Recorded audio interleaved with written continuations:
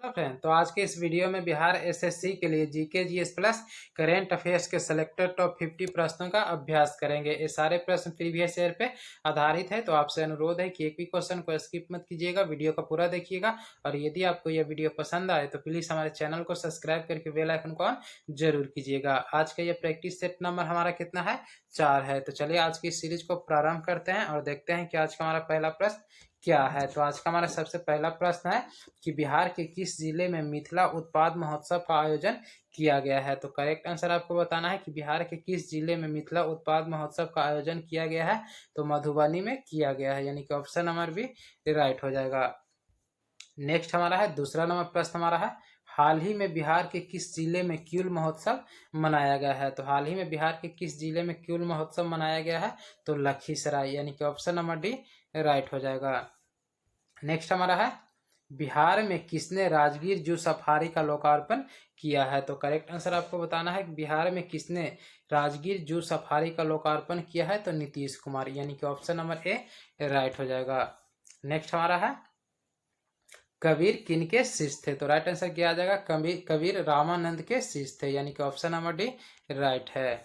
अगला प्रश्न हमारा है, स्वतंत्र भारत के पहले शिक्षा मंत्री कौन थे। करेक्ट आंसर आपको बताना है कि स्वतंत्र भारत के पहले शिक्षा मंत्री कौन थे।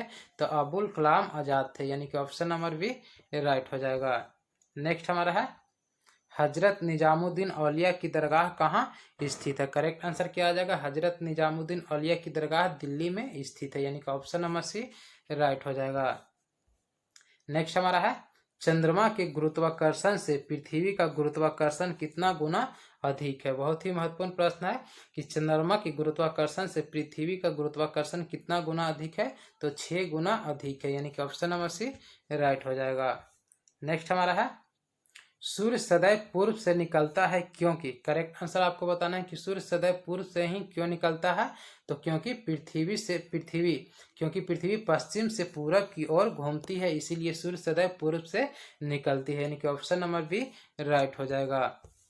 अगला प्रश्न हमारा है, डायनासोर कब विलुप्त हुए थे। तो करेक्ट आंसर आपको बताना है कि डायनासोर कब विलुप्त हुए थे। तो जुरासिक युग में विलुप्त हुए थे, यानी कि ऑप्शन नंबर सी राइट हो जाएगा। अगला प्रश्न हमारा है, ऋग्वेद में किस नदी का उल्लेख नहीं है। आपको पूछ रहा है कि ऋग्वेद में किस नदी का उल्लेख नहीं है। तो रावी नदी का उल्लेख नहीं है, यानी कि ऑप्शन नंबर बी राइट हो जाएगा। नेक्स्ट हमारा है, गांधी जी को अर्धनग्न फकीर किसने कहा था। तो विंस्टन चर्चिल ने कहा था, ऑप्शन नंबर सी राइट है। अगला प्रश्न हमारा है, निम्न में अश्वमेध यज्ञ का आयोजन किसने किया था। करेक्ट आंसर आपको बताना है कि निम्नलिखित में अश्वमेध, ठीक है, अश्वमेध यज्ञ का आयोजन किसने किया था। तो राइट आंसर क्या आ जाएगा, 12 नंबर का समुद्रगुप्त ने किया था, यानी कि ऑप्शन नंबर सी राइट हो जाएगा।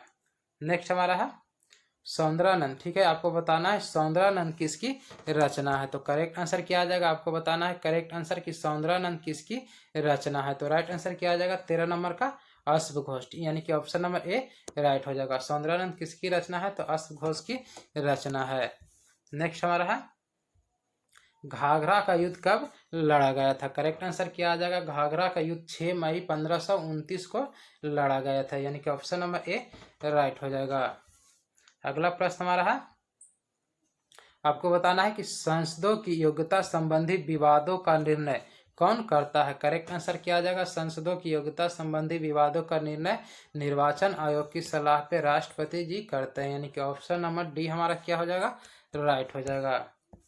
अगला प्रश्न हमारा है, जालियांवाला बाग हत्याकांड कब हुआ था। तो 13 अप्रैल 1919 को हुआ था, यानी कि ऑप्शन नंबर बी राइट हो जाएगा। अगला प्रश्न हमारा है, जीने का अधिकार भारतीय संविधान के किस अनुच्छेद के तहत प्रदान किया गया है। तो जीने का अधिकार या जीवन जीने का अधिकार भारतीय संविधान के अनुच्छेद 21 के तहत प्रदान किया गया है, ऑप्शन नंबर सी राइट है।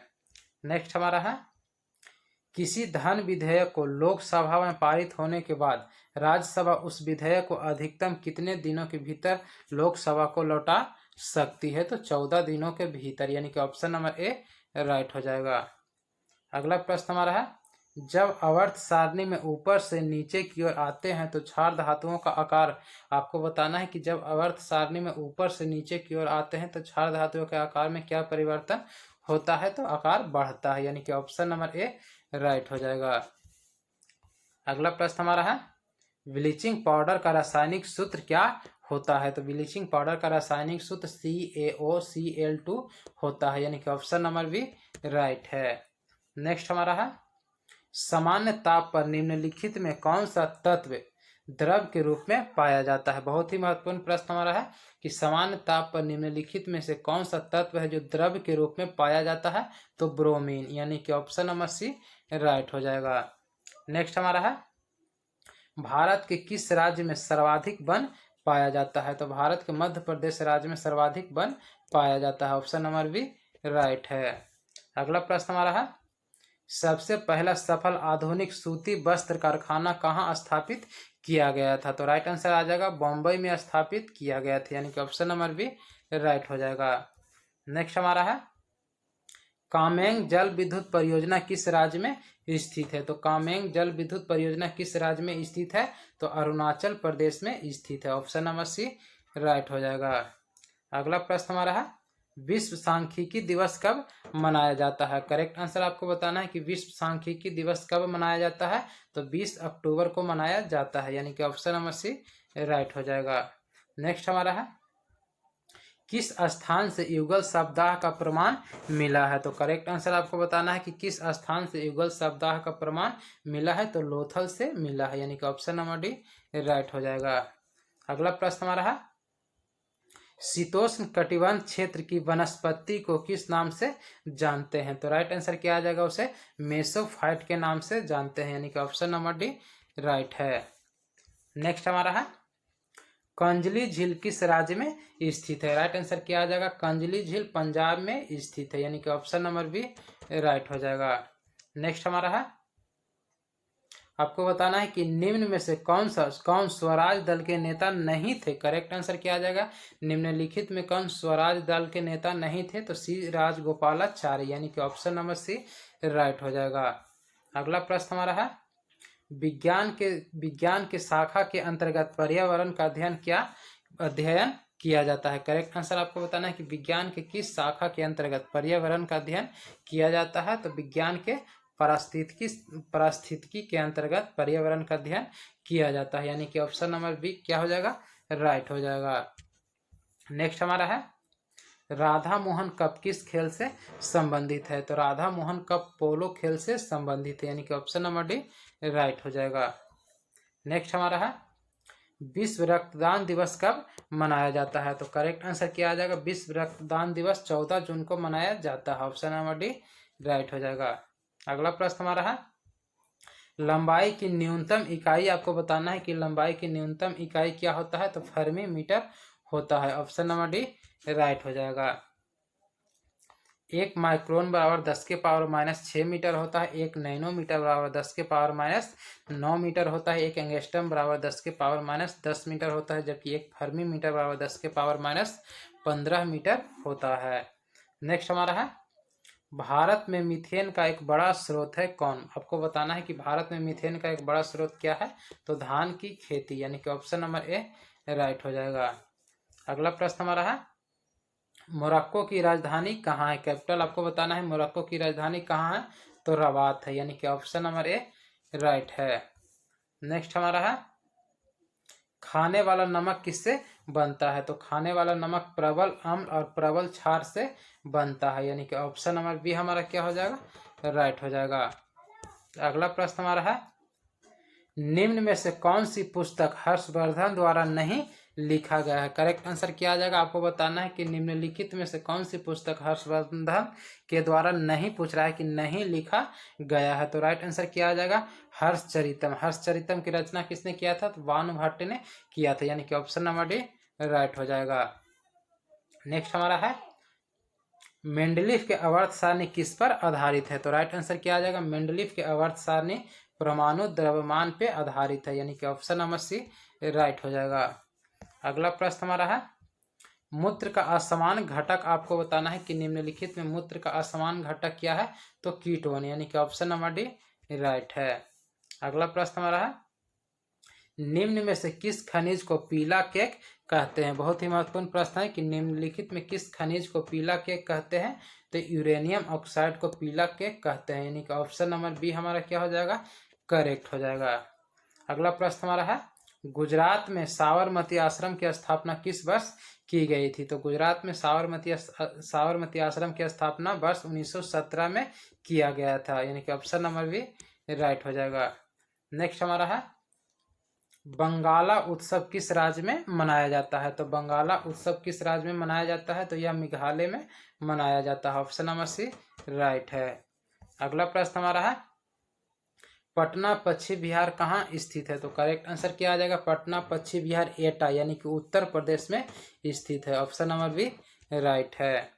नेक्स्ट हमारा है, किस वर्ष भारतीय राष्ट्रीय कांग्रेस का अधिवेशन बिहार के बांकीपुर में आयोजित किया गया था? बहुत ही महत्वपूर्ण प्रश्न है कि किस वर्ष भारतीय राष्ट्रीय कांग्रेस का अधिवेशन बिहार के बांकीपुर में आयोजित किया गया था? तो राइट आंसर क्या आ जाएगा, 1912 ईस्वी में किया गया था, ऑप्शन नंबर बी राइट हो जाएगा। अगला प्रश्न हमारा है, रेशम रुमाल षड्यंत्र किससे संबंधित है? तो रेशम रुमाल षड्यंत्र किससे संबंधित है? तो मौलवी और उबैदुल्ला से संबंधित है, यानी कि ऑप्शन नंबर बी राइट हो जाएगा।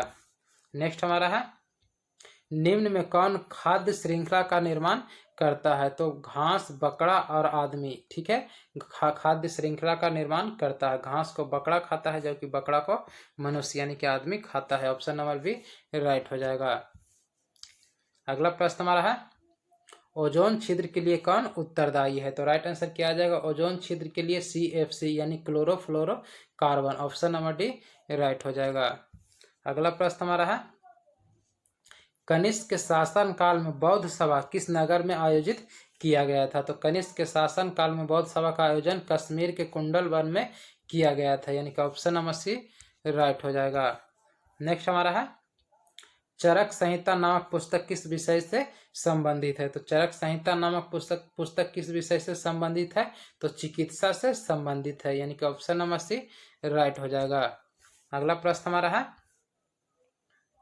जैन धर्म के प्रथम तीर्थकर आपको बताना है कि कौन थे? जैन धर्म के प्रथम तीर्थकर कौन थे? तो ऋषभ देव थे, यानी कि ऑप्शन नंबर बी राइट हो जाएगा। तो फ्रेंड ये था GK GS plus current affairs के सिलेक्टेड टॉप 50 प्रश्न। ये सारे प्रश्न प्रीवियस ईयर पे आधारित है, ठीक है। तो उम्मीद करते हैं वीडियो आपको पसंद आया होगा। अगर ये वीडियो आपको पसंद आया होगा तो प्लीज़ हमारा चैनल है आदर्श विनय एकेडमी, हमारे चैनल को सब्सक्राइब करके बेल आइकन को ऑन जरूर कीजिएगा। और इससे पहले हमने जीके जीएस और करंट अफेयर्स के जो 3 सीरीज करा दिया है उसको भी एक बार जरूर देखिएगा। ये सारे सीरीज हमारे चैनल के प्लेलिस्ट में आपको मिल जाएगा। तो फ्रेंड आज के लिए इतना रहने देते हैं, फिर मिलते हैं अगले वीडियो में, तब तक के लिए जय हिंद।